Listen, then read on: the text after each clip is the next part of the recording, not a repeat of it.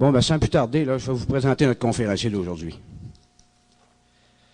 Le docteur Pierre Gilbert est chiropraticien depuis 1962 et auteur du livre La santé totale.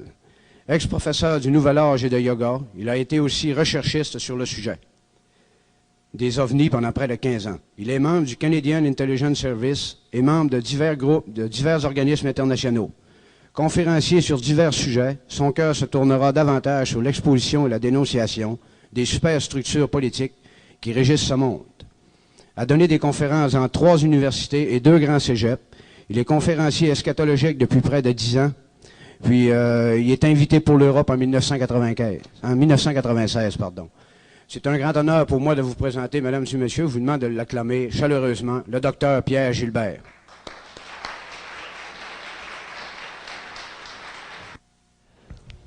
Alors, je voudrais souhaiter la bienvenue à chacun d'entre vous et à tous, comme si vous étiez personnellement liés à moi. Il ne m'est pas possible de vous donner la main à chacun de vous, puisqu'il y en a quelques nombres. Et je dois vous dire que nous sommes très en retard ce matin. Et le matériel que j'ai à vous offrir aujourd'hui demanderait certainement un fin de semaine complet. Alors, il est évident que nous allons couper quelque part. Mais j'espère que j'aurai le jugement nécessaire pour couper aux bonnes places, parce que je suis toujours indécis à quel endroit je couperai. Je veux d'abord vous souhaiter une bonne journée, souhaiter la bienvenue, et ensuite de ça, je vous remercie de ne pas fumer. Je suis vraiment allergique à la fumée, en tous les cas, ma gorge l'est. Je voudrais remercier des individus spéciaux, tels que Régent, Gérard d'Alma, ici, qui vient de me présenter, Daniel Gagnon, qui est en arrière, debout. Ensuite, je veux remercier l'équipe de Plein Feu sur l'heure juste. Et vraiment, je voudrais que vous les applaudissiez parce que c'est une équipe qui est avec moi depuis déjà plusieurs années et qui n'épargne ni temps ni argent pour arriver aux fins que nous cherchons, c'est-à-dire faire connaître la parole de Dieu et faire connaître les événements dans lesquels nous sommes actuellement.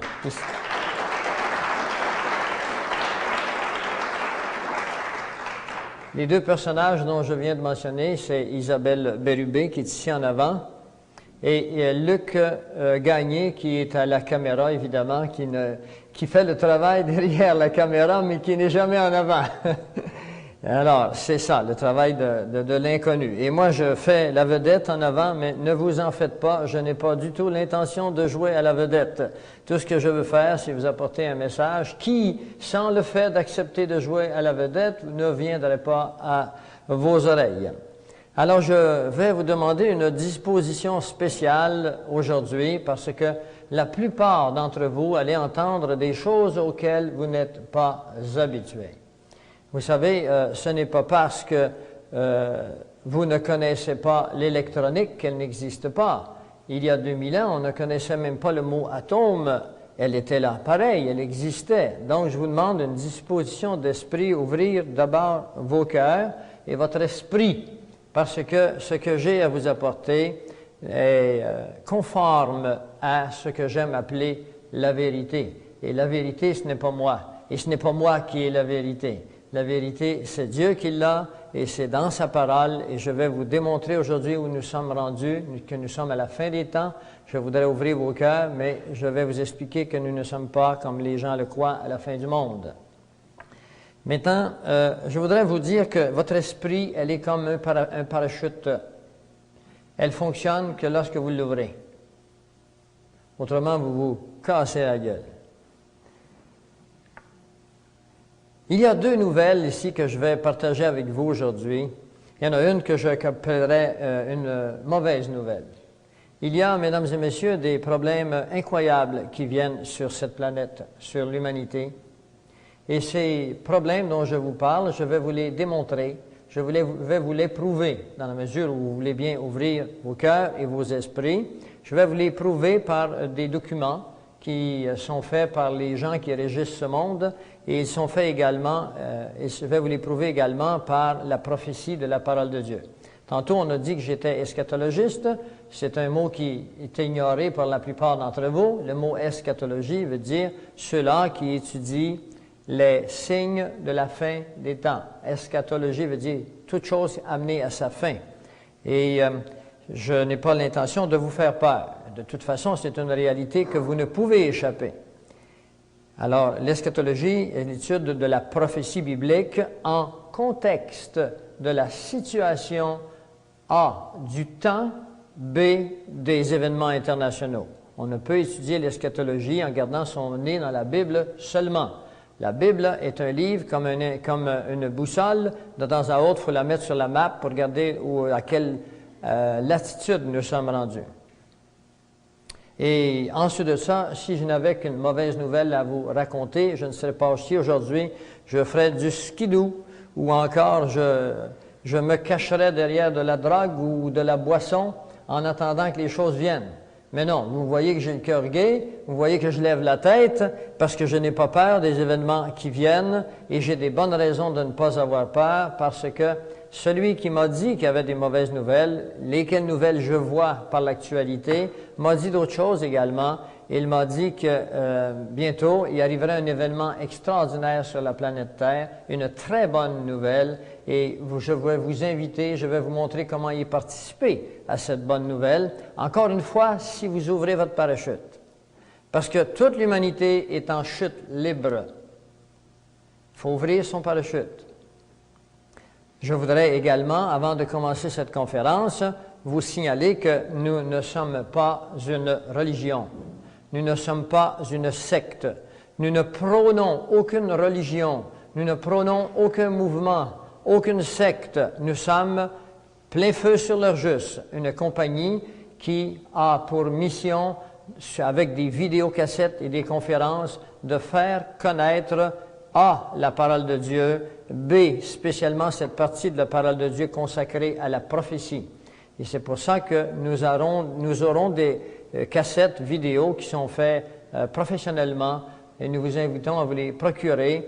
Et si nous ne les avons pas tous, nous sommes en train de produire des cassettes dont je vous mentionnerai cet après-midi. Vous pourrez réserver d'avance. Et la conférence d'aujourd'hui est enregistrée, mais nous ne pourrons vous la donner avant qu'elle soit faite en montage. C'est-à-dire que nous ajouterons des images de l'actualité afin que vous puissiez avoir une cafétéria d'éléments qui vient activer, si vous voulez, qui rende plus vrai la conférence d'aujourd'hui. Ensuite de cela, je voudrais vous expliquer la vidéocassette, pas la vidéocassette, mais l'acétate que vous voyez sur l'écran ici, qui s'appelle Ordo ab Chaos. C'est un terme latin, ce sont 3 mots latins, qui veulent dire l'ordre à partir du désordre. Bien, c'est de ce mot qui est un concept, ce mot qui contient une philosophie en lui-même, qui est aussi vieux qu'Adam et Ève, ce mot qui a été utilisé spécialement par les philosophes de l'école de pensée de Karl Marx et de Friedrich Hegel, que nous vient ce mot qui veut dire que les hommes qui contrôlent notre société pour créer un nouvel ordre dans notre société y apportent le désordre. Et c'est également les 3 mots que vous trouvez sur une bague de ces personnes qu'on appelle les francs-maçons, la franc-maçonnerie internationale, ceux-là du 33e degré. Et on leur remet cela et c'est un grand honneur pour eux de les recevoir. Et c'est un mot qui en lui-même implique que l'humanité ne peut jamais être stable. L'humanité ne peut jamais espérer arriver à une condition où l'homme pourra dire « il fait bon vivre et nous sommes en sécurité ». Ordo ab Chaos est le thème, les mots-clés d'une religion qu'on appelle la franc-maçonnerie internationale, que nous allons déshabiller pour vous ce matin, afin que vous puissiez ensuite, quand vous regardez les nouvelles internationales, comprendre que ces hommes mènent notre planète depuis un bon moment et que ces hommes ont planifié avec un agenda bien précis des crises économiques qui sont à l'horizon. Il y en a une très grande à l'horizon, c'est une 3e guerre mondiale. Et ils ont planifié la 2e guerre mondiale, ils ont planifié la 1re guerre mondiale, ils ont planifié la guerre des sécessions américaines, la Révolution française et la Révolution bolchevique. Maintenant, je voudrais partager avec vous que ces hommes ont créé au cours des 2 derniers siècles des sociétés qu'on appelle des sociétés secrètes. Et ces sociétés secrètes sont moins secrètes qu'elles étaient. Elles sont sur la place publique maintenant par l'intermédiaire des gens comme moi, parce que je ne suis certes pas le seul à amener à votre oreille et à votre connaissance ces sociétés secrètes. Aux États-Unis, bon nombre de personnages comme moi le font, mais je dois vous dire qu'aux États-Unis, elles le font avec un grand coût, c'est le coût de leur vie. Nous sommes, un type comme moi, appelés à un moment donné disparaître parce que je dénonce sur la place publique les plans de ces sociétés. Alors, vous devrez savoir, vous allez le voir tantôt, que ces 3 mots sont l'ordre parfait d'une doctrine, et je voudrais que vous reteniez le mot qui suit, luciférienne. Ordo ab chaos. Le triangle que vous voyez en haut à droite, non pas, oui, le triangle est un triangle que vous connaissez très bien, peut-être que vous ne l'identifiez pas maintenant, mais à la fin de l'avant-midi, il sera clair dans votre tête, je vous en expliquerai chaque signification. Celui qui est en bas est le nouveau sigle. Un cheval est un nouveau sigle accepté depuis 1992 par la Société de la franc-maçonnerie internationale et des Illuminati. Et ce sigle correspond entièrement à Apocalypse 6, le verset 2, qui est l'entrée en matière de l'arrivée de l'Antéchrist, c'est-à-dire un cavalier sur un cheval blanc. Et c'est leur nouveau signe depuis 1992.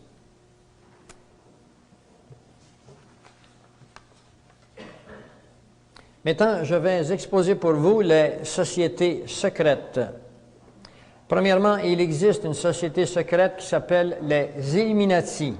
Les Illuminati, c'est une organisation qui est là depuis 2 siècles déjà et qui mène le monde actuellement. Et ce matin, je vais vous faire comprendre qui ils sont. La deuxième société secrète au monde, c'est la franc-maçonnerie internationale. La franc-maçonnerie internationale est composée d'environ 5 à 6 millions d'hommes qui sont en poste. Aucun d'eux n'est dans la rue. Ils ont les postes de notre monde, spécialement ceux qui ont conquis le 30e degré. La troisième section des sociétés secrètes s'appelle les Bilderberger. Et le mot Bilderberger vient d'une ville qui existe en Hollande, à Bilderberg, où eut lieu en 1957 la première réunion des Bilderberger.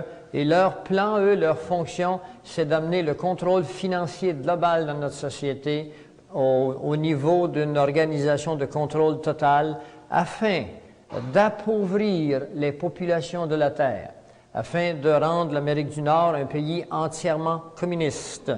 Quatrièmement, le CFR, en anglais, que nous appelons en français le Conseil des relations étrangères.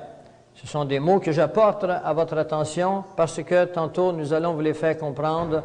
Nous allons faire de l'anatomie.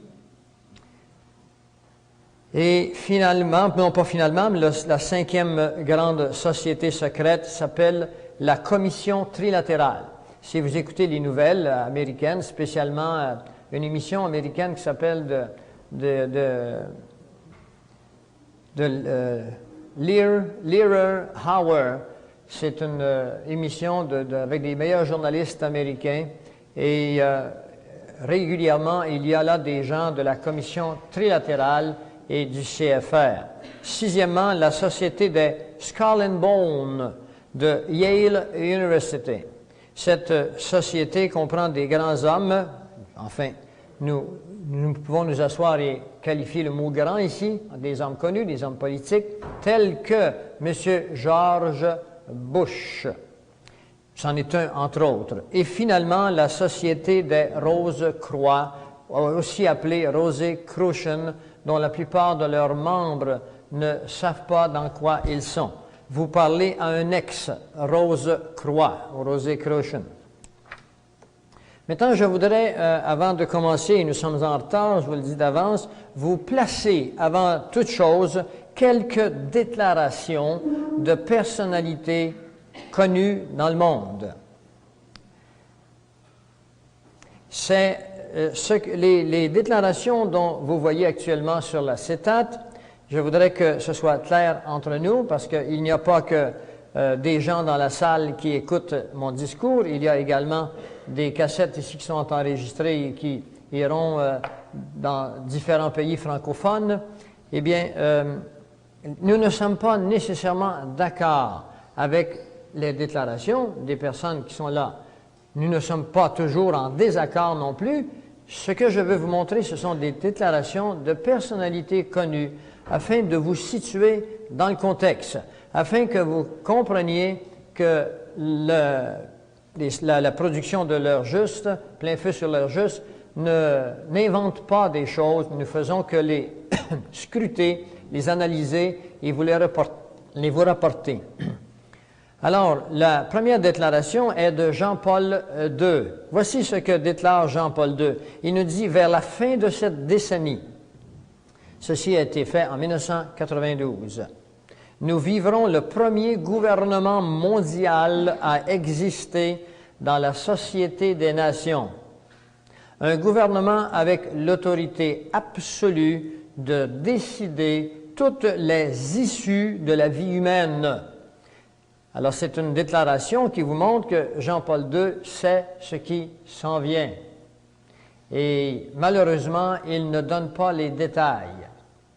Et puis, je vais vous les donner, les détails, aujourd'hui. Et c'est pour ça que je veux qu'immédiatement, vous puissiez commencer à penser, à prendre votre main droite, puis aller chercher une poignée qui est située en avant de votre poitrine, ou en arrière un peu, qui s'appelle le cœur.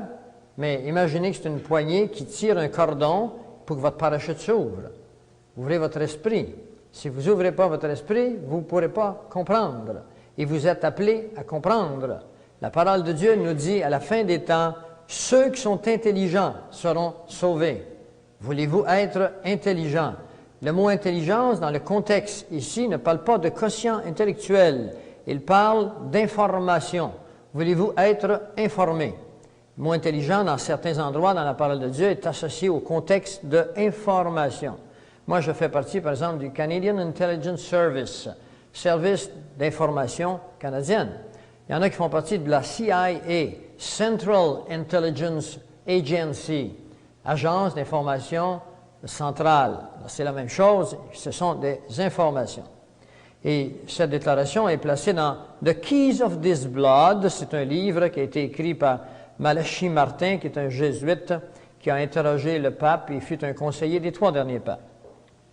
Maintenant, la deuxième déclaration, elle est écrite par George Bush. Aujourd'hui, un nouvel ordre mondial est à naître, un monde très différent de celui que nous avons connu. Alors, si vous espérez encore qu'après l'an 2000, vous vivrez dans un monde comme nous avons vécu jusqu'à date, bien, laissez-moi vous dire que j'ai des nouvelles pour vous. Vous êtes dans l'erreur. Le monde de la démocratie, le monde de la possibilité, de l'espérance d'une vie terrestre tranquille est terminé. Et nous allons vous le démontrer aujourd'hui. Mais ne vous en faites pas. Il y a un autre monde qui s'apprête à naître. Lui, il est vraiment tranquille. Et lui, il est vraiment extraordinaire. Je vais vous inviter comment y prendre part. La troisième déclaration, nous sommes reconnaissants au New York Times, The Washington Post, The Time Magazine et à plusieurs autres dont les directeurs ont assisté à nos réunions et ont respecté les promesses de discrétion, c'est-à-dire de silence, pendant presque 40 ans. Il aurait été impossible pour nous de développer nos plans pour le monde si nous avions été soumis à la lumière de la publicité durant ces années. Il s'agit de David Rockefeller. Qui est David Rockefeller? Vous allez l'apprendre qui il est ce matin, David Rockefeller. Vous connaissez certainement les familles Rockefeller américaines. Ce sont eux qui mènent sur l'Amérique du Nord. Eh bien, je voudrais que vous saisissiez le sens de cette phrase. On est en train de dire ici que les grands journaux, les grands magazines, les grands médias d'information ne vous donneront jamais la vérité des nouvelles. Ne croyez pas qu'en écoutant la télévision, vous sachez vraiment ce qui se passe, parce qu'ils sont sous le contrôle de ces sociétés secrètes dont le grand maître est David Rockefeller. 4. L'âge des nations doit prendre fin. Ça, c'est fort, ça? Êtes-vous capable d'ouvrir vos oreilles? Avez-vous envie de mettre la main sur la poignée, là, tranquillement, puis de tirer? Commencez-vous à avoir envie de tirer la corde, là? C'est pas moi qui parle, là. Je vous donne des citations. L'âge des nations doit prendre fin. Eh bien, nous vivons dans une nation, ce que je sache. Ça s'appelle le Canada, les nations ici. L'autre côté des lignes, il y a les États-Unis d'Amérique. Ma fille, moi, elle demeure en France. Et c'est une nation. L'âge des nations est terminé. Les souverainetés des gouvernements doivent être amenées sous un seul gouvernement auquel ils doivent abandonner leurs armes.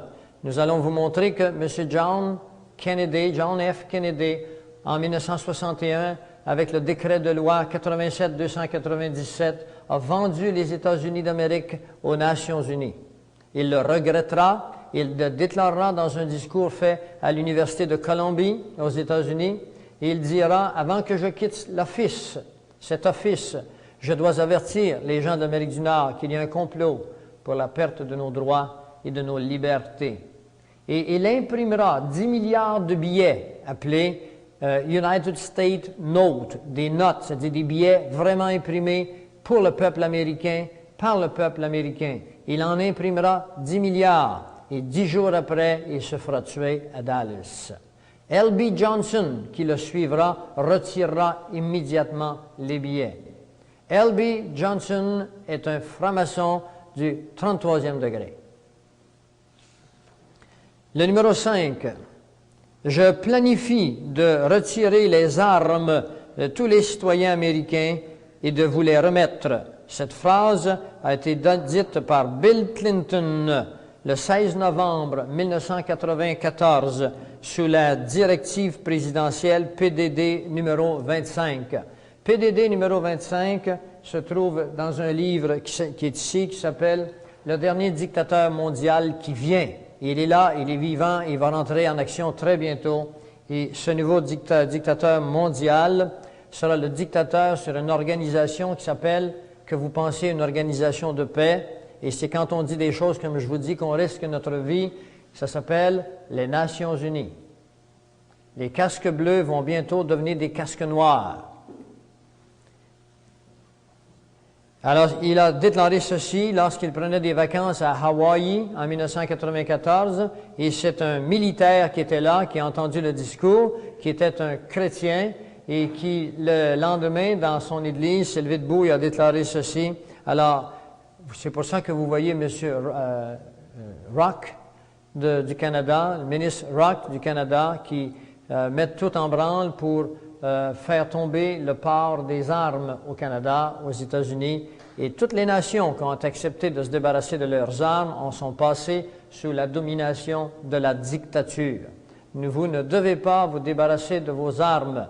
Je sais qu'il y a des gens qui ont été tués à Montréal dans une cafétéria, mais je voudrais que vous sachiez que c'est un événement isolé et que toute l'humanité maintenant s'oriente sur des événements isolés qui ont été préparés de toutes pièces par ces gens-là. Je vous montrerai comment cet après-midi on a payé ou on a drogué des gens pour tirer dans la foule, pour que la foule ait compassion des gens qui sont décédés, afin qu'on fasse passer des lois qui enlèvent les armes. Ce faisant, on dira au public que les armes sont dangereuses. Maintenant, ils sont protégés. En même temps qu'on vous enlèvera vos armes, le gouvernement, lui, s'arme jusqu'aux dents.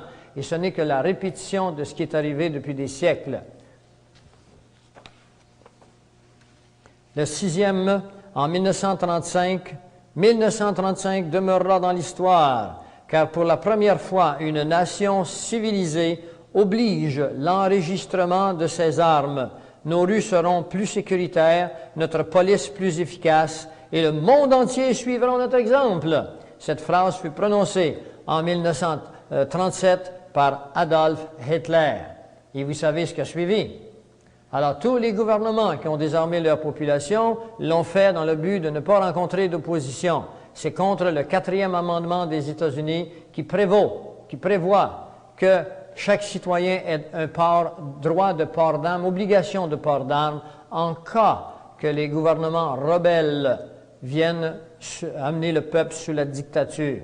Et je vais vous le dire tout de suite, nous en allons sous la dictature, non seulement nationale, mais la dictature mondiale.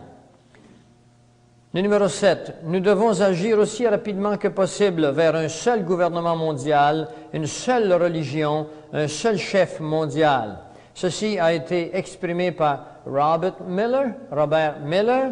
Ce n'est pas n'importe qui, Robert Miller, c'est l'ex-assistant au secrétaire des Nations Unies, maintenant président de l'Université de la paix au Costa Rica. L'Université de la paix au Costa Rica. Une seule religion, un seul gouvernement, un seul homme en place. Je vais vous montrer que si vous avez encore foi qu'il existe un Dieu, que ce Dieu-là nous a donné dans son livre qu'on appelle la Bible, les indications précises pour l'arrivée de ces choses. Cet après-midi, vous aurez l'occasion de vous faire expliquer tout à fait comment le prophète Daniel nous a tout donné sur ce qui arrive maintenant. Il n'y a rien de nouveau sous le soleil. Comprenez que Dieu ne vit pas dans le temps comme vous et moi. Ça ne l'exclut pas de vivre dans le temps. Mais Dieu savait toutes choses et il nous a dit ces choses non pas parce qu'il les produisait, mais parce qu'il les savait. Il faut connaître la différence entre l'omnipuissance de Dieu et son omniscience. C'est par sa science qu'il le savait, mais ce n'est pas lui qui les produit. Le numéro 8, laissez-moi émettre et contrôler la monnaie d'une nation, et je me fous de ceux qui font ces lois, SES et CES. Laissez-moi émettre, contrôler la monnaie d'une nation, et c'est ce qui nous est arrivé. Le gouvernement canadien, le gouvernement américain ne contrôle plus sa monnaie, ni son argent, ni ses biens. Ils ont été vendus par des politiciens crapuleux en 1913. Et depuis 1913, vous et moi avons perdu notre vraie liberté. Nous vivons dans un des pays le plus d'abondance au monde et la pauvreté s'est installée chez nous d'une façon progressive et irréversible. Aujourd'hui, nous ne toucherons pas à ce sujet parce que ce sujet est 5 heures juste en lui-même.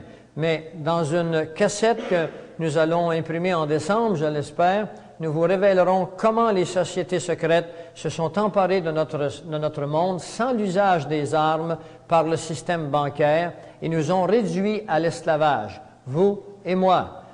Vous allez le voir en cours de route. Finalement, le numéro 9, nos institutions bancaires. Ceci a été dit, le numéro 8, par le baron Nathan Rothschild. Et le baron Rothschild a dit ces paroles en 1950 à Ottawa devant le Parlement canadien. Et le Parlement canadien n'a jamais réagi, n'a jamais compris ce qu'il fallait faire. Actuellement, le premier ministre du Canada ne contrôle pas la monnaie et l'économie de notre pays. Il doit faire appel à la Banque du Canada, à non pas M. Crow, mais le nouveau président de la Banque du Canada, son nom m'échappe, s'il va remonter les taux d'intérêt ou s'il va les baisser. Comment pouvez-vous administrer un pays quand vous devez demander à l'autre qu'est-ce qu'il va faire le matin avec les taux d'intérêt? Si nous étions vraiment premier ministre de l'administration d'un pays, vous devez également y contrôler sa monnaie et son argent et ses intérêts. Alors, tout ceci a été vendu à une organisation internationale qu'on appelle les banquiers internationaux. Et la Banque du Canada, mes amis, contrairement à ce que vous avez cru, n'appartient pas au Canada. La Banque fédérale de réserve américaine, contrairement à ce que les Américains ont toujours cru, n'appartient pas aux Américains. Ces deux banques appartiennent à la Banque de France, à la Banque d'Angleterre, à la Banque de Francfort. Elle appartient aux banquiers internationaux sous la juridiction des Rothschild, des Rockefeller, des Milner, de JP Morgan et d'un groupe spécial d'hommes, dont 10 familles qui contrôlent le monde.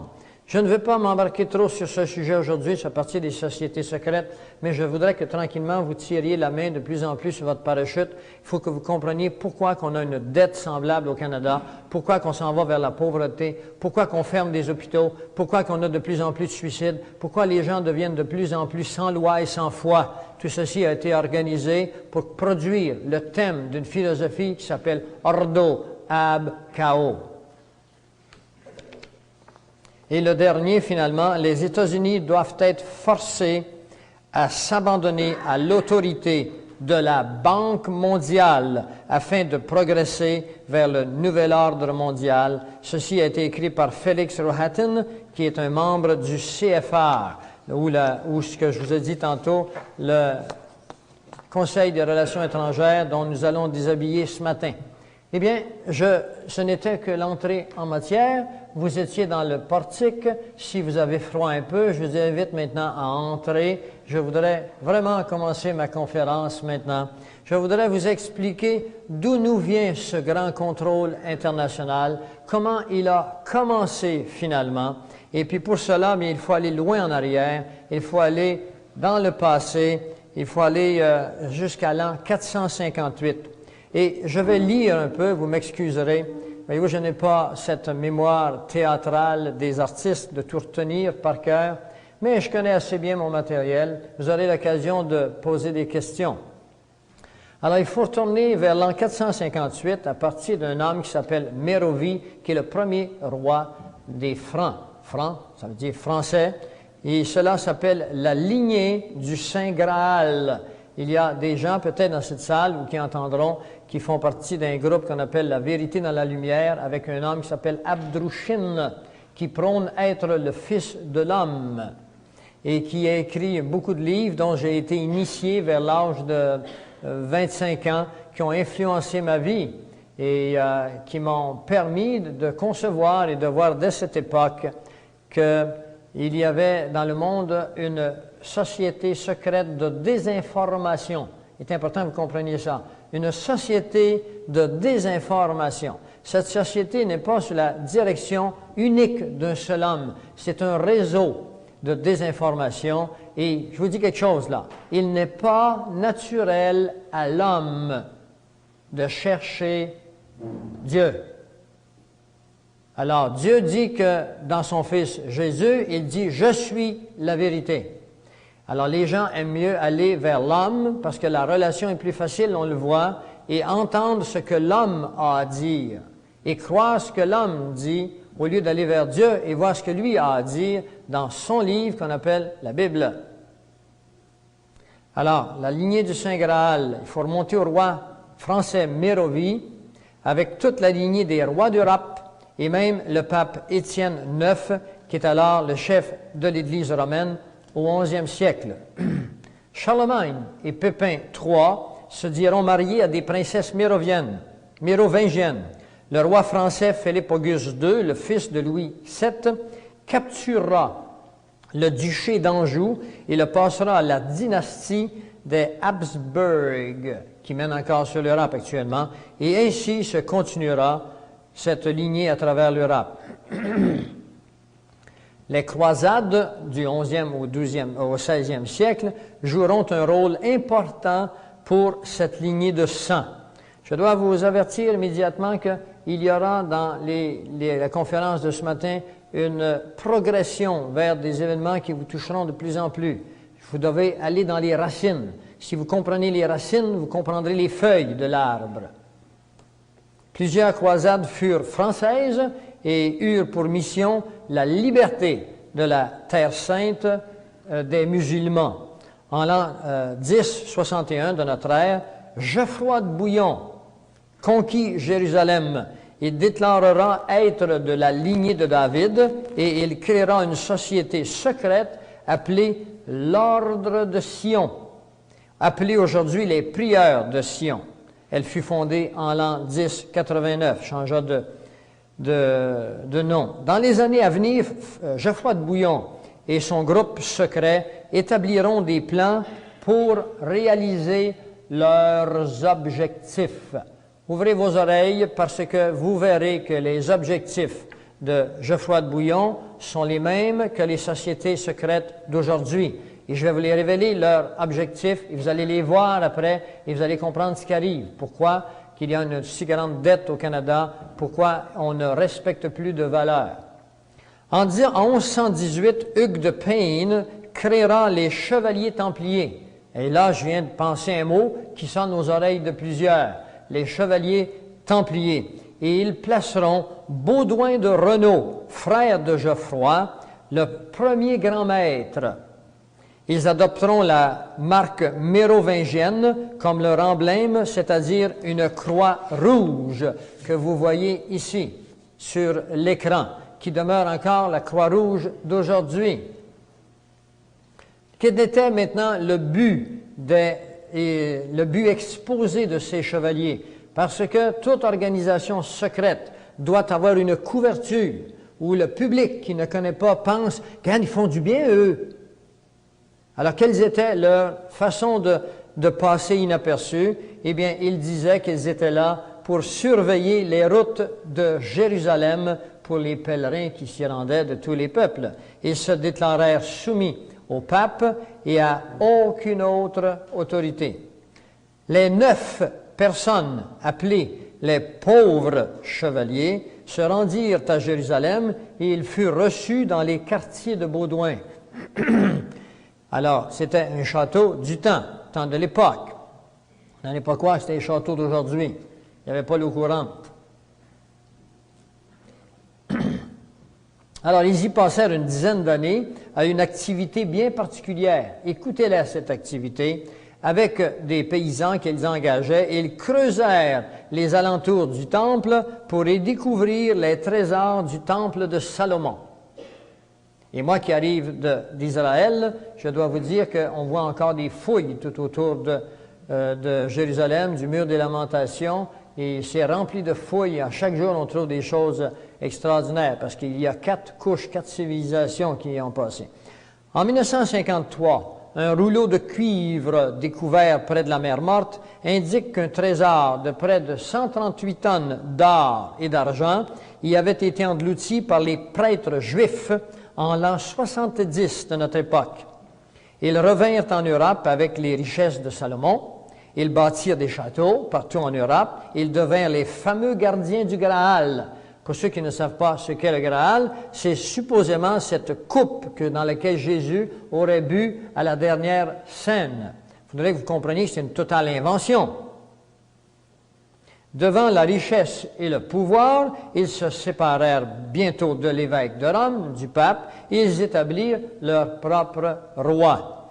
Ils établirent un système bancaire à toute l'Europe et ils prêtèrent au roi et au gouvernement. Ils inventèrent un système de transfert d'or d'une ville à une autre et d'une banque à une autre, simplement en écrivant une note sur un papier. Aujourd'hui, on appelle ça un chèque.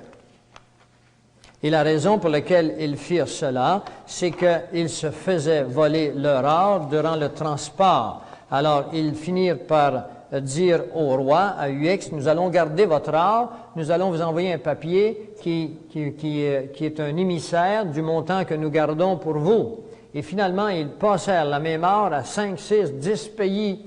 Et les rois ne se préoccupaient pas de savoir si l'or était à eux. Ils la vendaient à 5 ou 10 pays. Et c'est comme ça qu'ils devinrent évidemment très riches. Et c'est le même système bancaire que nous avons aujourd'hui. L'argent est pris de nulle part. Elle est un crédit qu'ils se donnent le droit. Je ne vais pas embarquer dans ce discours, mais vous le verrez en cours de route qu'ils ont établi les mêmes systèmes.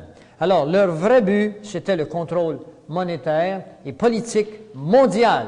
Premier but, contrôle monétaire et politique mondial. Les rois de France essayèrent alors de les détruire. Ils firent kidnapper le pape Boniface VIII et ils tuèrent son successeur Bénédicte XI. En 1305, on remonte, là, on s'en vient plus près de nous. Vous vous sentez plus à l'aise, là? En 10e siècle, c'est loin, mais au 13e siècle, là, vous devez... Ah, là, je me rapproche. Ça sent du familier, non? Pas encore. Ah bon. Alors, les rois de France essayèrent alors de les détruire. En 1305, Philippe, le roi Philippe, s'arrange pour placer son propre candidat à la papauté. Clément V, évêque de Bordeaux. Clément V, c'est ça, évêque de Bordeaux. Ensemble, ils organisèrent l'Inquisition et ils tentèrent de se débarrasser des Mérovingiens et de s'enquérir des trésors. Je voudrais vous dire que vous sachiez que durant le temps de l'Inquisition, entre le 11e et le 16e siècle, l'Église officielle a mis à mort, au nom de Dieu, 40 millions de personnes. Il faut que vous sachiez ces choses-là. On obligeait à être membre de l'Église officielle, sinon vous étiez tué sur place ou exilé. Voilà pourquoi un grand nombre de personnes devinrent membres de l'Église officielle. Maintenant, je voudrais vous expliquer que ça, c'est Ordo ab Chao. Et je voudrais vous expliquer qu'Ordo ab Chao est encore là aujourd'hui et que ce qui est arrivé hier va se répéter demain, très bientôt. Si vous voulez demeurer chrétien, vous aurez à payer de votre vie. Ou à moins que vous faites quelque chose de spécial que je vous indiquerai cet après-midi. Les Templiers, le 13 octobre 1307, tous les Templiers de France furent arrêtés, incluant le grand maître Jacques de Molay. Molay et Geoffroy de Charnay, qui était alors propriétaire du suaire de Turin, moururent brûlés sur le bûcher. Les Templiers français avaient un refuge en Écosse qui s'appelle maintenant le rite écossais. Au temps de la Révolution française, on voit les Templiers comme des architectes. Alors aujourd'hui, quand vous parlez aux jeunes, vous leur parlez de Batman, hein, ils pensent vraiment que c'est un grand justicier. Puis, bon, mais au temps de la Révolution française, 1789, quand on parlait aux gens des Templiers, alors ils les voyaient comme des grands architectes, des mages, des sages, des supermen. Ils étaient regardés comme des héros et des mystiques. C'est qu'à l'époque, l'imprimerie commençait à peine, et l'imprimerie arrive en 1453 avec Gutenberg, mais on n'est pas imaginé que c'était l'imprimerie d'aujourd'hui. Alors, les journaux étaient assez restreints et les illettrés étaient en grand nombre. La mort de Molay, de Jacques de Molay, aux mains du roi Philippe, ne fut jamais oubliée. Durant la Révolution française, comme au moment, si vous voulez, où la tête de Louis XVI tombe de la guillotine, un homme s'approche de l'échafaud, il plonge sa main dans le sang du roi, il se la secoue autour de lui et il s'écrie publiquement « Jacques de Molay, tu es vengé ». Et c'est à ce point que Molay était demeuré dans l'histoire des gens de l'époque. Les objectifs, les connaissances et l'esprit des Templiers existent encore de nos jours dans les loges maçonniques.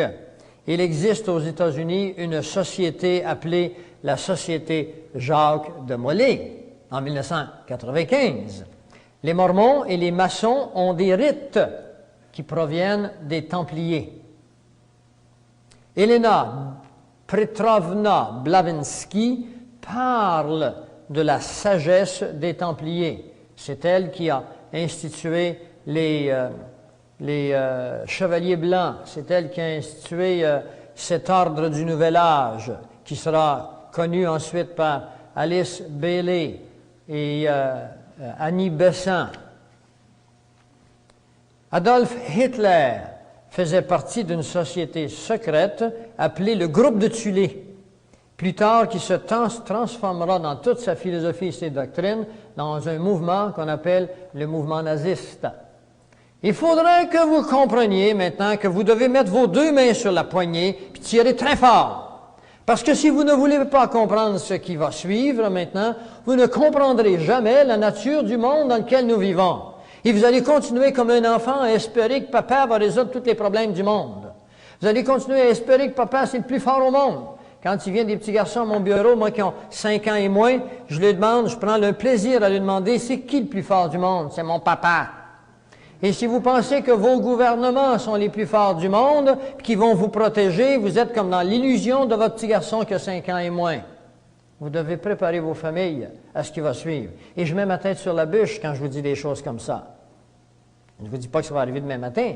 Je n'ai pas d'heure ou de jour à vous dire. Mais j'ai une époque. C'est la mienne, c'est la vôtre. Les objectifs et les connaissances de l'esprit des Templiers existent de nos jours dans les loges maçonniques. On est rendu plus loin que ça. Alors, le parti nazi, c'était le résultat de doctrines extrémistes, de doctrines fanatiques, d'hommes qui avaient une spiritualité luciférienne, une spiritualité inspirée du monde des ténèbres. Et faites-vous-en pas, les ténèbres sont forts. Ils sont encore là aujourd'hui. Ils sont beaucoup mieux organisés qu'à l'époque. Parce qu'aujourd'hui, on a la technologie. Je vais vous révéler cet après-midi comment cette technologie est contre vous et moi. Au début, ils s'appelaient les prieurs de Sion, et ils avaient 3 buts. Alors là, maintenant, ouvrez vos oreilles, faites fonctionner vos mémoires vives. Premièrement, il fallait acquérir les biens du monde. A, acquérir les biens du monde. On est au 13e siècle, là. B, il fallait établir un gouvernement mondial. On est toujours au 13e siècle, là. C, il fallait un seul roi avec une seule pensée, la pensée mérovingienne. On est au 13e siècle, là. Quels sont les 3 objectifs? Acquérir les biens du monde, gouverner tout le monde entier, avoir un seul roi. Et je vais vous montrer maintenant que ces objectifs n'ont pas changé. Je vous les ai montrés tantôt au début. Les Nations unies sont en train de préparer la perte de nationalité de tous les pays du monde pour arriver à un seul gouvernement mondial, une seule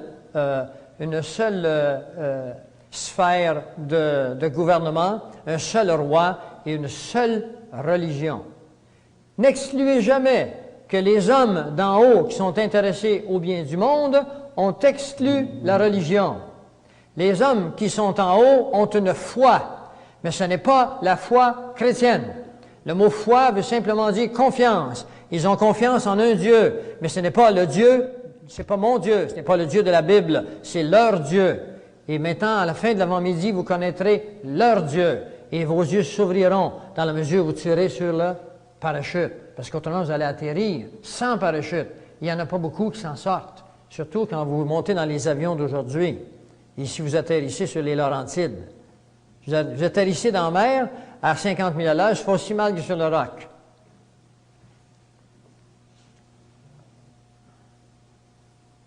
Il est dit qu'ils savent où est le trésor et qu'ils contrôlent l'économie mondiale. En 1979, on est plus près de nous, un reporter de la BBC demandait à Pierre Chartrand de Saint-Clair, qui est alors le secrétaire général des prieurs de Sion, s'il possède encore le trésor de Sion.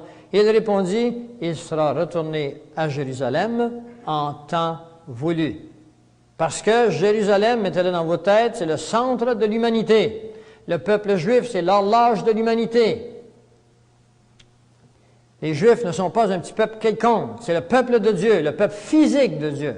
Ce n'est pas le peuple spirituel de Dieu, c'est le croyant du Nouveau Testament qui est le peuple spirituel de Dieu. Mais le peuple physique de Dieu, sur lequel Dieu va se servir pour régler l'horloge du temps qui reste à l'humanité, c'est le peuple juif.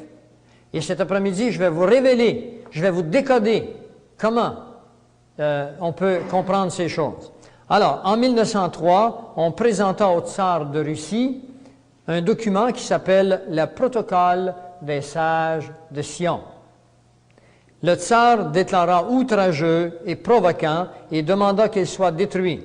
En 1919, on le distribuera aux troupes russes qui assassinèrent 60 000 Juifs rendus coupables de la Révolution. Les Juifs ont toujours été le bouc émissaire de tout ce qui n'allait pas dans le monde. Au 13e siècle, lorsqu'il y a eu la peste noire en Europe, eh bien, les rois ont mis dehors tous les Juifs. Et 25 millions de personnes qui moururent en Europe à cette époque. Et il y avait environ 100 millions de personnes en Europe. C'est tout ce qu'il y avait à cette époque. Et le quart sont morts de la peste et ont mis les Juifs dehors du pays. Et là, j'aurais beaucoup de choses à vous dire, mais je passe. Parce que ça...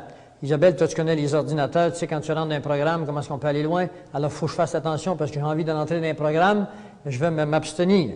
En 1919, on le distribua aux troupes russes qui massacrèrent 60 000 Juifs. Hitler s'en servit pour nourrir les haines diaboliques. Le protocole était signé par les représentants de Sion, vous écoutez, du 33e degré, c'est-à-dire de la maçonnerie internationale. Ce sont les maçons qui ont composé un recueil de lois et de règles qui montrent des plans pour s'emparer du monde entier et qui vont dire que ce sont les Juifs qui avaient préparé cela dans le but de monter le monde entier contre les Juifs. Et vous allez comprendre qui est la maçonnerie dans un instant. Il y a un siècle, une grande statue fut bâtie par un Français du nom d'Auguste Bartholdi. Elle fut placée dans le port de New York, elle fut bâtie en France, elle fut amenée sur bateau, elle fut placée dans le port de New York avec le nom officiel La Liberté, Lumière du Monde. Et cela fut découvert le 4 juillet 1987, quand on commença à faire le ménage de la Statue de la Liberté qui est à New York. Je voudrais que vous sachiez que la liberté, lumière du monde, est un thème franc-maçonnique, parce que la Bible nous dit que Jésus est la lumière du monde et non pas la liberté. Parce que ces hommes ont, dans un rite, dans un rituel, accepté de se soustraire, de nier complètement le christianisme et de nier Jésus-Christ. Maintenant, allons dans la franc-maçonnerie afin que vous compreniez qu'on s'appelle les prieurs de Sion, on deviendra les Templiers chevaliers, et après les Templiers chevaliers, on deviendra la franc-maçonnerie. La franc-maçonnerie aura d'autres noms qui s'appelleront la Ligue des Nations plus tard, et la Ligue des Nations changera son nom pour devenir le CFR, la Commission trilatérale de 1973. Tous ces noms sont des changements de nomenclature avec le même esprit et les hommes qui passent par la même formation. J'ai avec moi des documents qui normalement auraient pu faire partie de ce matin, qu'on appelle le plan, le grand plan. Et à l'intérieur du plan, eh bien, nous est livré la formation que doivent recevoir ces hommes. Je vous soustrais à tout cela, je vous dis simplement ceci: mentir doit devenir une deuxième nature pour ces hommes. Le mensonge est l'outil le plus important de ces hommes. Je voudrais que vous compreniez que ces hommes, la plupart de nos grands politiciens qui prennent les décisions, sont membres de ces organisations.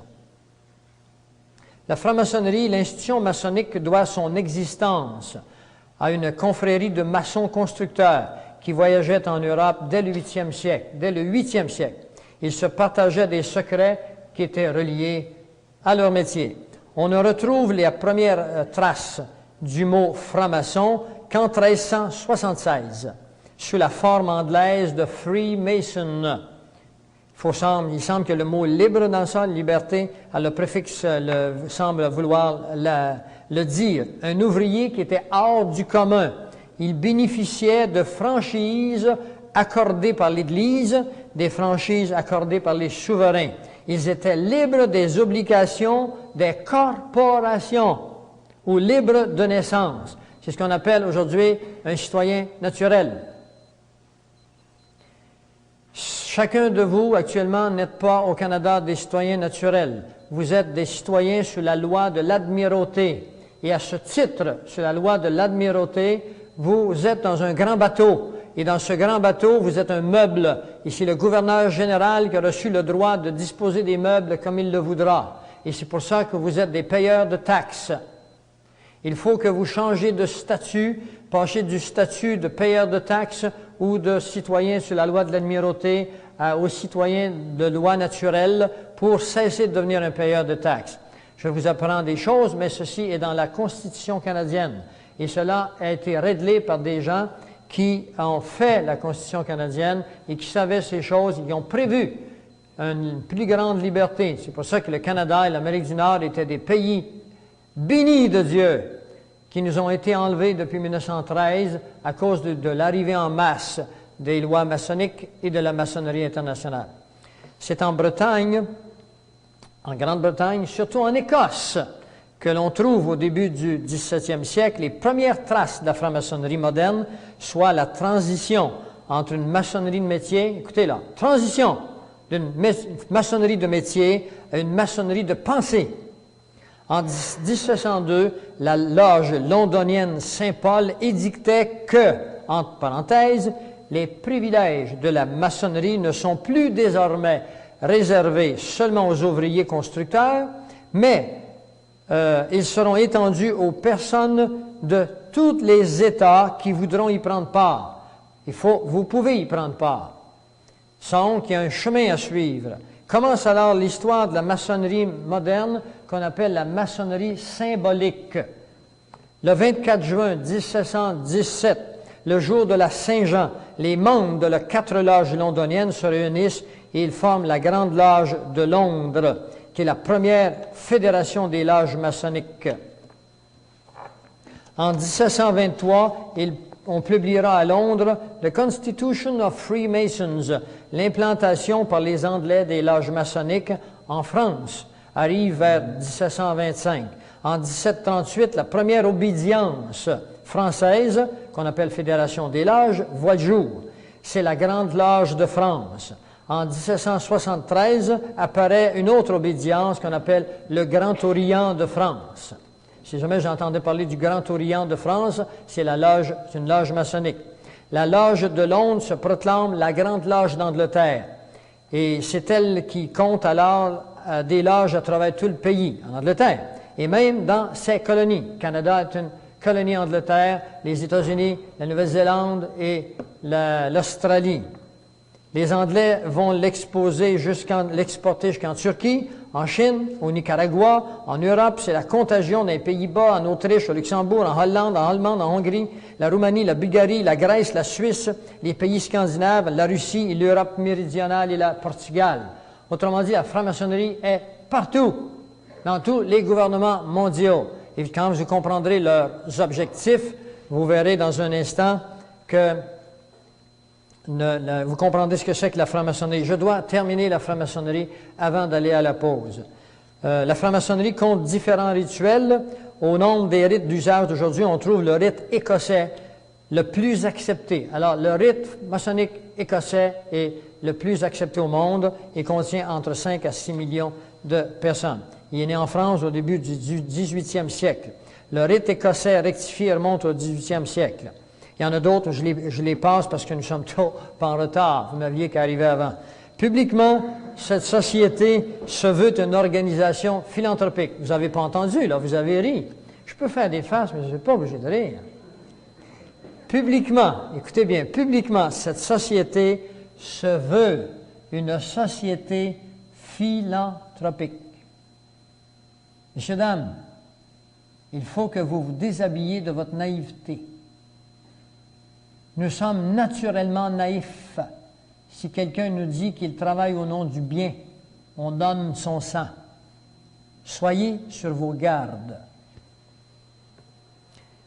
C'est-à-dire qu'ils étaient axés sur les bonnes œuvres et ils prônent des valeurs justes et des valeurs morales. Mais dans les faits, il en est tout autrement.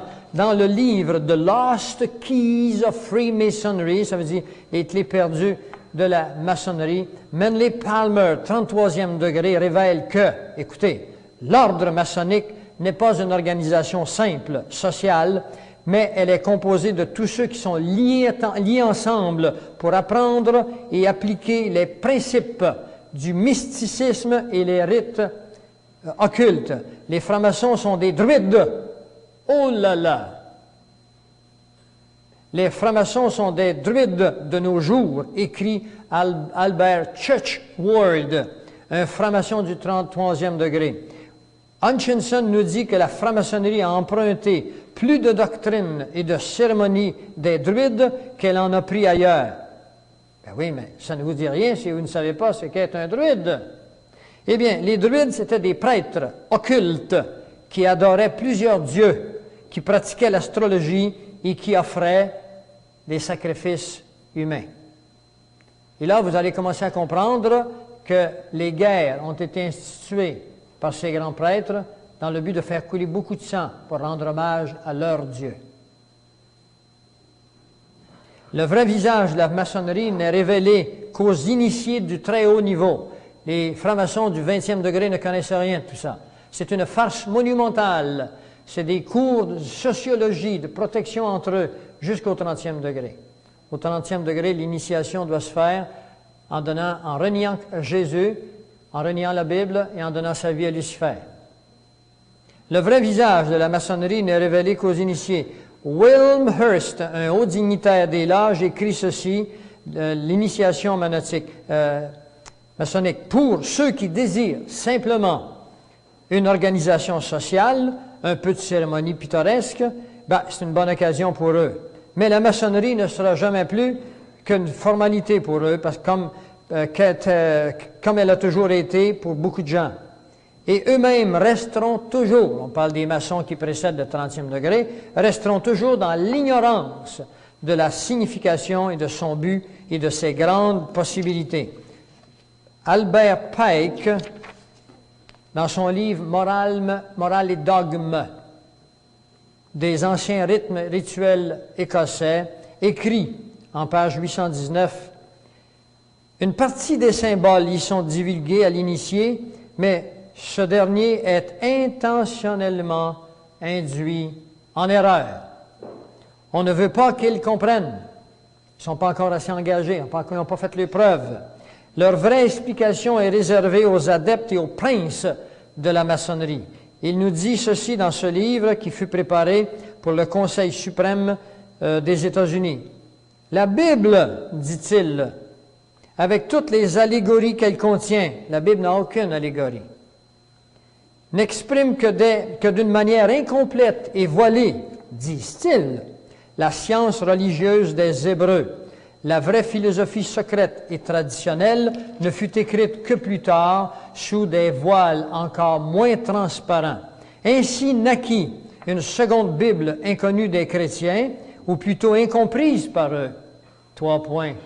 Toutes les vraies religions dogmatiques sont issues, tombez pas dans l'erreur, disent-ils, de la Kabbale, et elles y retournent. Toutes les associations maçonniques lui doivent leurs secrets et leurs symboles. Mes amis, vous avez à la télévision communautaire dernièrement un groupe de personnes avec la présidence de M. François Bibeau, un homme qui s'appelle Van de Ban, qui répand la doctrine de la Kabbale. Si vous écoutez le canal 13 ou le canal dans vos municipalités, cet homme enseigne la Kabbale telle qu'elle est là. Et je suis allé à cette émission à Drummondville qui a passé à travers la province. Et puis, j'ai expliqué où nous étions dans le temps. Et maintenant, il est difficile pour nous d'aller dans des postes de télévision communautaire ou à la radio pour apporter la vérité. Mais ces hommes entrent à volonté. Et vos propres enfants, vous-même, vous êtes à journée longue balayés par cette science, disent-ils, qu'est la Kabbale, où Dieu est exclu. Vous êtes, selon eux, propriétaire de votre destin. L'homme n'est pas propriétaire de son destin. Si vous croyez ça, vous êtes dans le nouvel âge. Vous êtes dans la pensée kabbalistique luciférienne. L'homme, le chrétien, est un enfant de Dieu soumis à la seigneurie de Dieu. C'est curieux qu'en 2 Corinthiens 4, le verset 2 nous dit ceci. « Nous rejetons les choses honteuses qui se font en secret. Nous n'avons point une conduite astucieuse. » Alors que ces gens ont des conduites astucieuses, je veux que vous compreniez le contraste. Nous ne sommes pas là pour faire la promotion de la franc-maçonnerie. Nous sommes là pour faire de l'anatomie, afin que vous soyez demain un peu moins naïfs, un peu moins ignorants. Dieu nous appelle à connaître toute la lumière.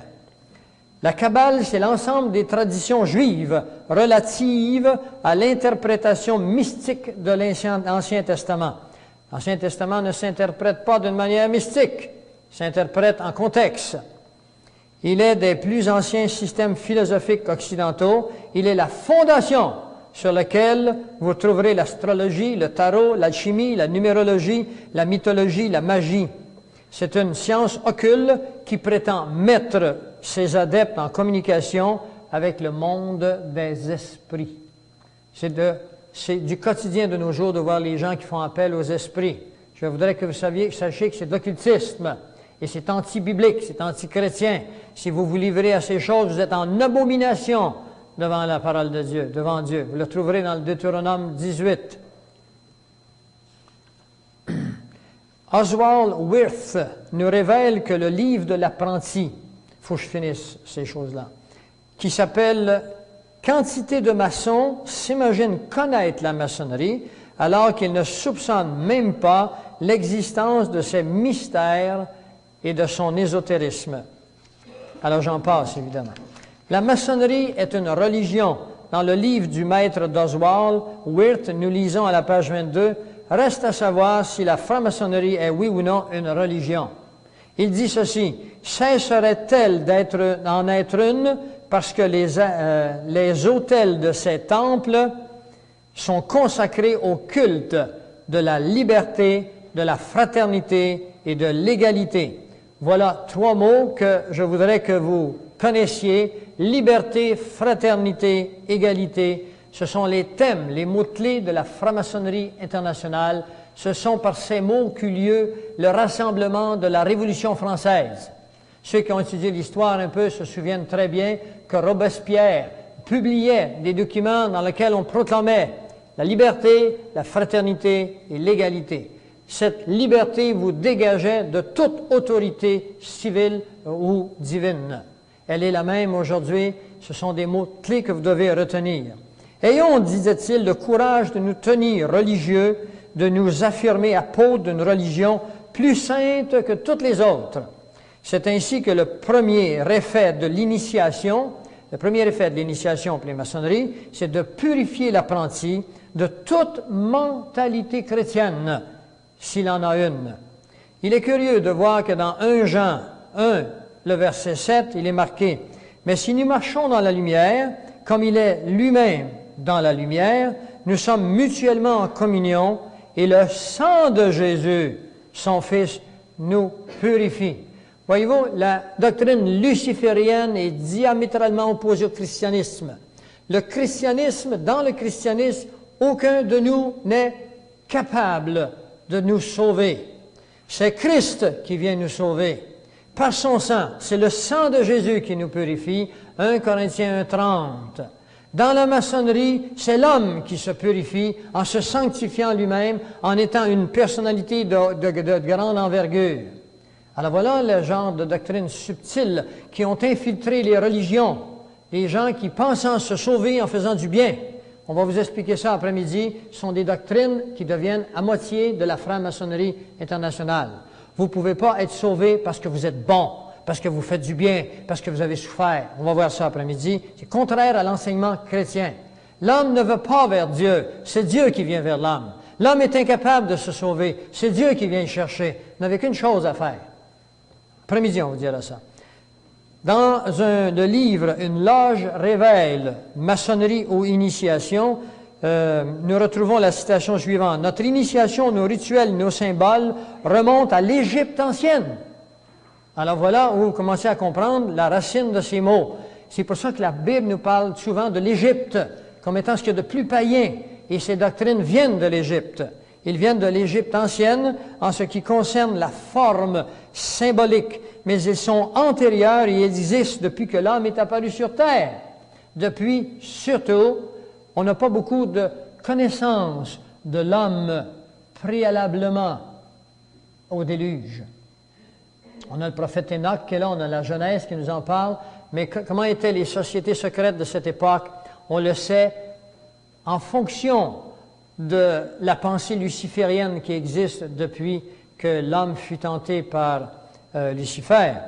Eh bien, il faut retourner à Babylone avec Nimrod pour comprendre que Nimrod eut les mêmes pensées que Mérovie, que les Templiers, que la Ligue des Nations, que les Nations Unies.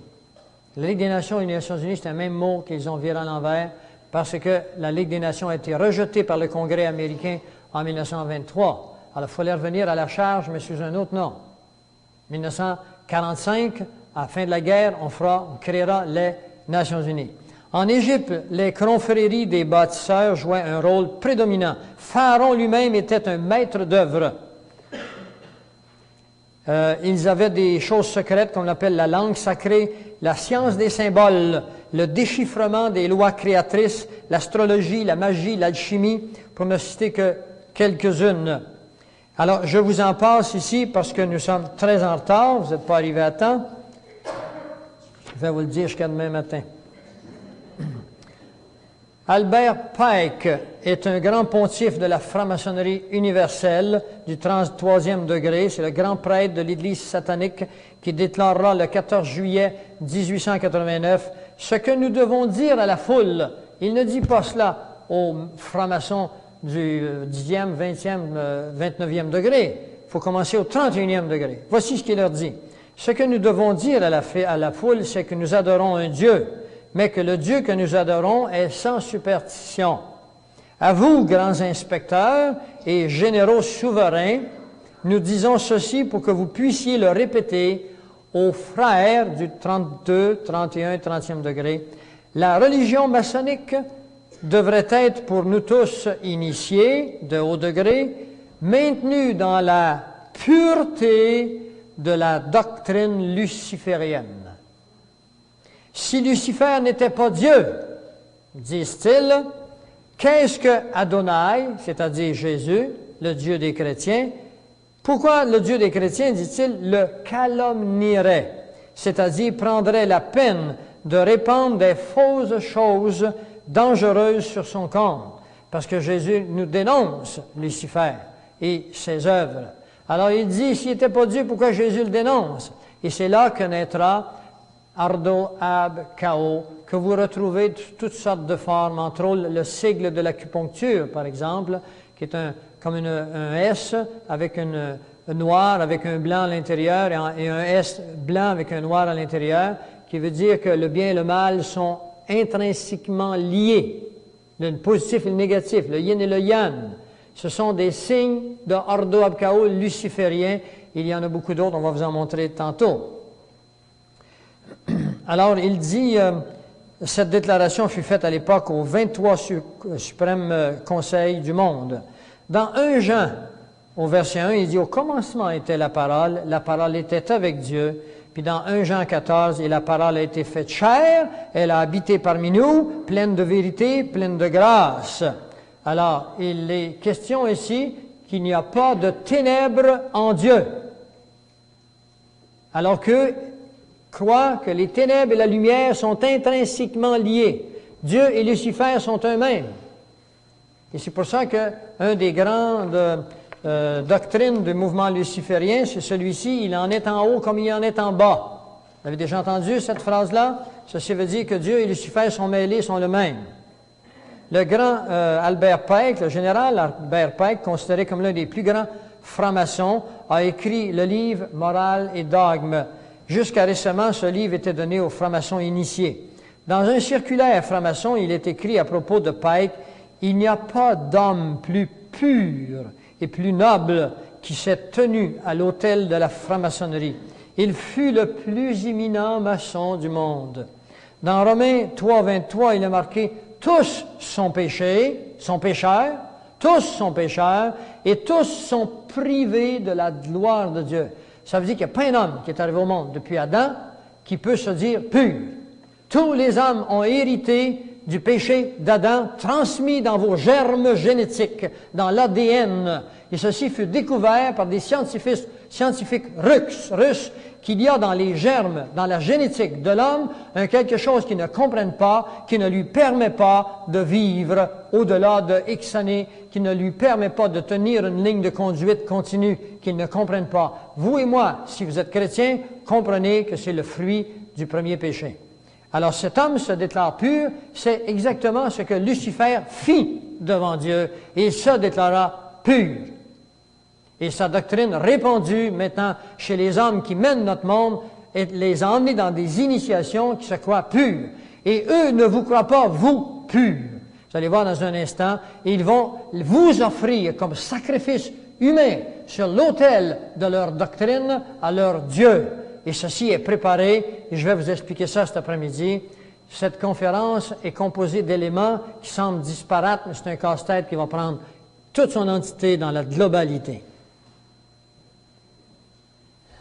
C'est pas pour rien que je le mets sur la place publique, que je risque ma vie pour le faire. Vous devez le savoir. Si vous ne le savez pas, vous serez des victimes. Je vais vous dire ce que vous devez faire pour éviter d'être une victime. Pike a écrit quelques-uns des rituels et les a réécrits pour les degrés du 4e au 33e degré. Pike a occupé la position de pontife de la franc-maçonnerie universelle, tête de la maçonnerie mondiale. Il a été à la tête des Illuminati jusqu'en les années 1870. Il fut le grand prêtre de l'Église satanique et le fondateur du Ku Klux Klan. Ça vous dit quelque chose, le Ku Klux Klan? C'est une organisation qu'on trouve aux États-Unis dans le but de se débarrasser des Noirs. Vous devez comprendre que Satan a un but, c'est d'élever l'homme contre l'homme, nation contre nation, race contre race. Entre 1859 et 1871, il mit sur papier les détails d'un plan militaire Alors là, vous voyez que la conférence gradue vers des réalités, un plan militaire. Ce plan devait servir de base pour l'organisation de 3 guerres mondiales et de 3 révolutions majeures qu'il considérait comme étant nécessaires pour faire aboutir, écoutez bien là, la conspiration à son stade final dans le cours du 20e siècle. Où sommes-nous? 20e siècle. Et ceci correspond entièrement, si vous avez un peu de curiosité, à vous irez dans le psaume 2, le verset 1 à 6, où il n'est question d'une conspiration de toute l'humanité contre son oint, contre Jésus-Christ. Et vous allez comprendre que si vous pensez qu'on peut vivre sans croyance, sans foi, vous allez comprendre que Dieu est venu et nous a donné une foi, et vous allez comprendre que ceux qui sont contre Dieu ont également une foi. Il n'y a que le public qui en a plus de foi. Mais ce public va se faire balloter ou par ceux qui ont la foi satanique ou par ceux qui ont la foi divine. Vous aurez un choix à prendre. Il n'existe pas de milieu. Pike fut celui qui organisa le nouveau rite palladien. C'est un rite secret qui adore Lucifer, qui pratique l'occultisme et qui réunit l'élite de différentes divisions mondiales. Lorsque les Illuminati et les loges du Grand Orient devinrent suspects à cause des activités révolutionnaires de Mazzini en Europe, il y en a qui connaissent l'histoire de Mazzini, il établit 3 conseils suprêmes. L'un est situé à Charleston, en Caroline du Sud, un autre à Rome et un dernier à Berlin, en Allemagne. Par la suite, il fit établir par Mazzini 23 conseils suprêmes. Ces endroits furent des quartiers généraux, des points centraux secrets du mouvement révolutionnaire mondial depuis lors. Mais avant l'invention de la radio par Marconi, des scientifiques eux-mêmes, des Illuminati, avaient mis sur pied un tel système pour Pike et les chefs directeurs, qui faisaient partie du conseil, qui leur permettait de communiquer secrètement entre eux. Ce que je suis en train de vous dire ici, c'est quand Pike était là avec son groupe, ils avaient déjà la science à leur pouvoir, avant que le public ait cette science qu'est la radio, puis ils se communiquaient des événements, ils les faisaient arriver dans différents endroits du monde, et les gens se demandaient comment ça se faisait que ça arrivait ensemble. C'est que les sociétés secrètes, eux, se communiquaient entre eux par la science qui existait, qui était cachée au public. Vous devriez comprendre que nous avons la même similitude aujourd'hui. Nous pensons, nous, public, que nous avons, parce qu'on connaît les ordinateurs, on connaît ainsi de suite, que nous avons la science de notre côté. Sachez que les Illuminati mondiaux, qui sont les grands que je vous révélerai cet après-midi, ont une science énormément plus avancée que toutes celles que vous connaissez, qu'il a été révélée par Lucifer lui-même, afin de s'emparer de la planète dans un proche avenir. C'est le même monde qui se répète. Ce fut la découverte de ces communications secrètes qui permirent à des officiers d'intelligence de comprendre les événements qui, en apparence, étaient sans lien entre eux, qui prenaient place en même temps. Le plan de Pike pour provoquer les guerres, les révolutions, était simple. Il requérait que le communisme, le nazisme, le sionisme politique, ainsi que d'autres mouvements internationaux, soient organisés et utilisés pour fomenter 3 guerres globales et 3 révolutions majeures. La Première Guerre mondiale devait se faire pour permettre aux Illuminati de renverser le pouvoir des tsars en Russie et de faire de ce pays le château fort du communiste athéiste. Les différences entre les Britanniques et les empires allemands furent mises en évidence et exagérées par, écoutez bien le nom, des agents espions qu'on appellera des agentures. Mettez ceci dans votre vocabulaire, des agentures. Les agentures des Illuminati qui sont partout aujourd'hui dans notre monde politique, afin d'être utilisées pour fomenter ces guerres. Une fois la guerre terminée, ordo ab chaos, le communisme devait être érigé en vue de détruire d'autres gouvernements et affaiblir le christianisme. La Deuxième Guerre mondiale, 39-45, pour sa part, devait se faire... Là, j'avais envie d'aller dans une chambre, dans mon ordinateur, pour vous parler de la Première Guerre mondiale, vous parler qu'est-ce qu'ils ont fait, les tsars de Russie, ainsi de suite. Je passe. Si on est en retard, vous êtes arrivé en retard, on continue. La Deuxième Guerre mondiale devait, pour sa part, se faire à partir de l'exagération des différences qui existaient entre les fascistes et les sionistes politiques. Alors, on met beaucoup d'importance sur un mouvement plus que sur une autre, puis on crée ainsi des tensions, et quand les tensions sont prises, on crée un événement, on met le feu aux poudres, puis la guerre prend. C'est comme ça qu'on peut faire prendre des choses.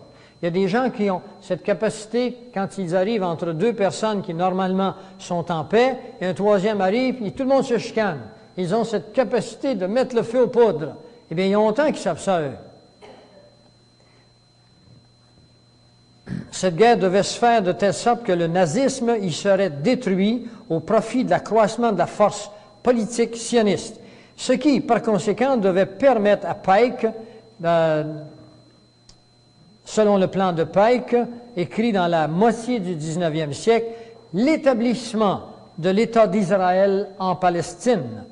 Durant cette même guerre, le communisme international devait, de son côté, s'accroître de manière à devenir aussi fort que les nations chrétiennes réunies. Alors, ils l'ont essayé, ils l'ont fait pendant 70 ans avec Staline. Et cet après-midi, nous verrons avec un diagramme au tableau, nous verrons comment Staline était payé par les banquiers internationaux. Comment Adolf Hitler a reçu 5 ou 7 millions de dollars pour fomenter la Deuxième Guerre mondiale. Comment Mein Kampf, le livre qui a été écrit en soi-disant en prison par Adolf Hitler, fut écrit par les Illuminati et un jésuite dans le but d'arriver à faire la Deuxième Guerre mondiale. Quand je dis un jésuite, je ne veux pas dire que tous les jésuites sont comme ça.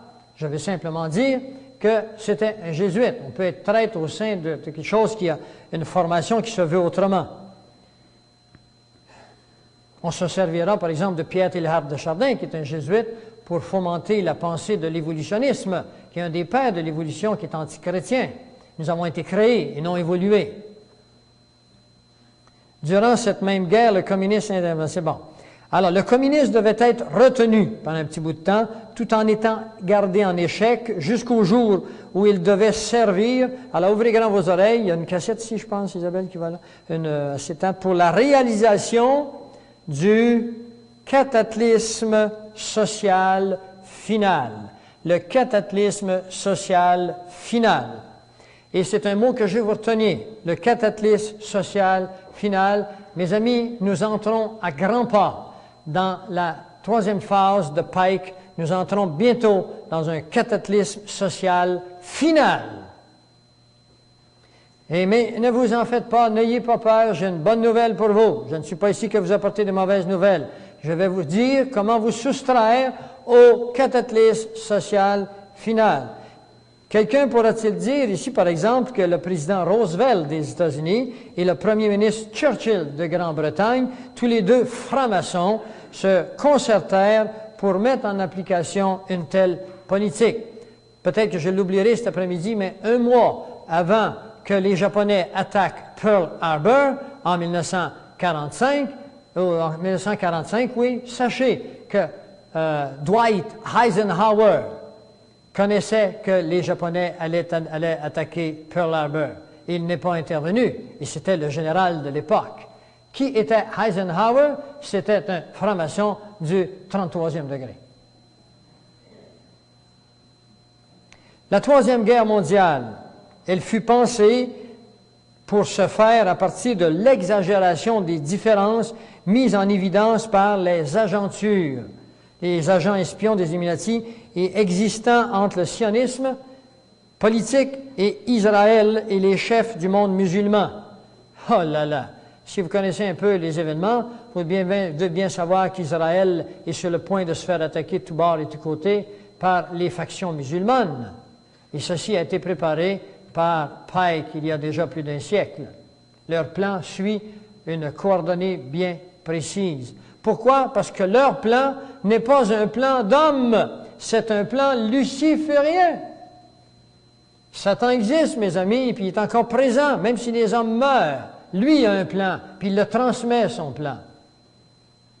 Et les chefs musulmans, d'après les plans écrits en 1859 et 1861, cette guerre devait être dirigée de manière à ce que l'islam, le monde arabe, incluant le mahométisme et le sionisme politique, incluant Israël, par conséquent les États-Unis, se détruiraient l'un et l'autre pendant qu'au même moment, les nations qui resteraient et divisées les uns contre l'autre, mais sur l'issue de cette guerre, seraient forcées de se battre entre elles jusqu'à un état complet d'épuisement moral, spirituel et économique. Nous allons voir cet après-midi comment la Bible, le prophète Daniel, nous révèle ces événements avec beaucoup de précision. Je vous montre le côté des sociétés secrètes qui ont programmé ces événements et je vous montre comment Dieu nous a dit qu'il le ferait et je vais vous montrer que Dieu va intervenir. Sinon, ce serait la fin de tout. Bon, alors j'en passe ici parce que le 15 août 1871, par exemple, Albert Pike confia à Mazzini qu'une fois que seraient terminées les 3 guerres mondiales, alors là, ouvrez vos oreilles, ceux qui aspirent à mettre sur pied une domination mondiale incontestée, gouvernement mondial dont je vous ai parlé tantôt, par les Nations Unies, provoqueront un des plus grands cataclysmes sociaux que le monde n'ait jamais connu. Que le monde n'ait jamais connu. Vous comprenez là? Domination mondiale incontestée. Matthieu 24, 21 nous dit « Car alors, la détresse sera si grande qu'il n'y en a point eu de pareil depuis le commencement du monde jusqu'à présent et qu'il n'y en aura jamais. » Quand la Bible nous dit des choses, c'est mieux d'y croire. Toutes les prophéties de la Bible se sont réalisées au jour. La Bible nous dit que nous en allons vers une détresse telle que l'humanité n'en a jamais connue. Les Illuminati ont mis sur pied, je viens de vous le lire tantôt, une domination mondiale incontestée, provoquant un cataclysme social tel que le monde n'en a jamais connu. C'est quasiment textuel. C'est pas Dieu qui le fait, c'est Dieu qui le sait à cause de son omniscience, qui nous le révèle, afin que vous soyez prêts. Mais la plupart d'entre vous connaissez ces choses, enfin un bon nombre. Ceux qui ne sont pas prêts, cet après-midi, je vais vous donner les âmes pour être prêts. Et vous ferez ce que Matthieu nous dit. Quand vous verrez ces choses, levez la tête, parce que votre délivrance est à la porte. Et je vais vous montrer où on est rendu dans l'échelle du temps. Alors, pour renforcer ce qu'il avait, avant ça, il cita ses propres écrits. Et là, j'en passe. Il dira, par exemple, que la vraie lumière, faut que je vous le lise. Partout, les citoyens obligés de se défendre contre les minorités mondiales de révolutionnaires extermineront eux-mêmes ces destructeurs de civilisation. Par la suite, la multitude, ce qui restera sur la planète Terre, la multitude délusionnés avec la chrétienté. Ils sont désillusionnés de la chrétienté. Pourquoi seront-ils désillusionnés de la chrétienté? Parce que la chrétienté ne sera plus là. Et ce qui restera de la chrétienté seront désorganisés. Et dont les esprits déistes. Qu'est-ce qu'un esprit déiste? C'est un esprit qui cherche Dieu. Cherchez-vous à connaître ce que Dieu dit qu'il est, vous avez un esprit déiste, ce que j'espère. Laissez sans direction à partir de ce moment-là, parce que l'Évangile n'existera plus sur la planète de la Terre bientôt. L'Évangile de Jésus-Christ est appelé à disparaître prochainement. Et je vais vous le montrer cet après-midi. Ainsi que les gens qui professent la foi de l'Évangile. À ce moment-là, demeurant tout de même anxieux d'un idéal, sans pour autant savoir à qui exprimer leur adoration. Alors, les gens qui restent, ils n'ont pas accepté Jésus dans leur vie au préalable, ils restent sur la planète Terre, ils ont pas été tués par ceci ou cela. Là, ils cherchent Dieu, ils cherchent qui adorer, où aller, ils ne trouvent pas. Alors, voici ce qu'ils ont préparé. Ils ont préparé, il dit, ils recevront alors la vraie lumière à travers la manifestation universelle de la pure doctrine de Lucifer. Bientôt, vous n'entendrez plus parler du christianisme et c'est la domination luciférienne qui va exister sur la planète Terre pendant 3 ans et demi. Je vous expliquerai ça cet après-midi. Cette pure doctrine de Lucifer apportée à la vue de tous est une manifestation, disent-ils, qui résultera finalement du mouvement réactionnaire général, qui suivra la destruction du christianisme et de l'athéisme. Écoutez là, non seulement le christianisme est détruit, mais l'athéisme également est détruit. C'est-à-dire que si vous êtes un non-croyant actuellement, vous ne pourrez pas, durant ces périodes, demeurer un non-croyant. Vous allez être obligé de prêter serment d'allégeance à Lucifer. par l'intermédiaire d'un système électronique qui est déjà en place.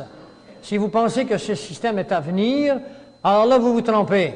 Le système dont je parle ici est complètement en place. Ils attendent le jour J. Alors, les deux conquis et l'athéiste, les deux conquis et exterminés en même temps. Alors, l'athéiste sera exterminé, tout le monde devra croire, mais pas nécessairement à la religion, à la foi chrétienne, mais à la foi luciférienne. On en passe, et maintenant, il faut aller un petit peu aux Illuminati, et ensuite on va aux symboles. Que sont les Illuminati? Adam Weishaupt, c'est un franc-maçon, c'est un professeur spécialisé dans l'enseignement de droit canonique, avait reçu le christianisme pour embraser l'idéologie luciférienne pendant qu'il enseignait à l'université de Ingolstadt en Bavière dans les années 70.